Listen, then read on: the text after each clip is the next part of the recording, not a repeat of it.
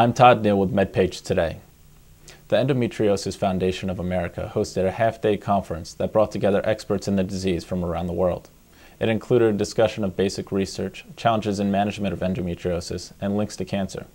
Hummelshoj, Secretary General of the World Endometriosis Society, presented data detailing the impact on the lives of women with the disease.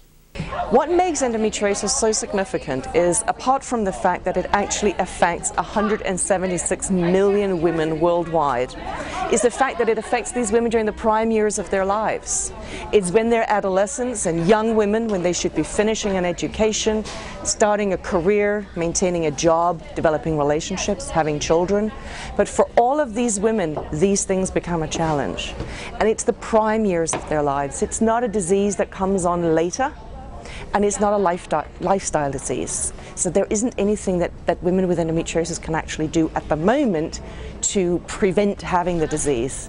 Hummelshoj described 2 studies that have not yet been published. Each found significant reductions in quality of life in women with endometriosis. All aspects of the personal and professional lives were affected. We have never really had very good data about the impact of the disease from a prospective point of view.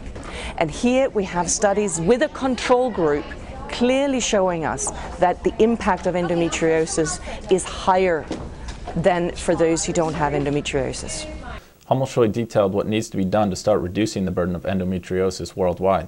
Well, basically we feel that we need to create so much awareness so that every single woman knows what endometriosis is, what the effect of the disease is, and how that they can get treated for it.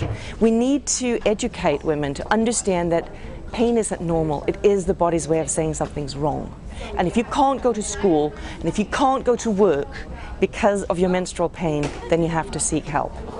But in doing so, we need to also ensure that all healthcare professionals are familiar with endometriosis, the symptoms and the effect of the disease, and how to treat it. We need to ensure that these women don't have to wait for 8 years, which is what we're seeing at the moment, an average of 8 years to get treated. We have to make sure they get timely access to diagnosis and treatment. The challenge, of course, is that the treatment today is mainly surgical. And it's a very, very, very difficult disease to operate, much more difficult than cancer. And therefore we need specialist surgeons, and there aren't that many out of them can handle the volume of women that need this type of surgery.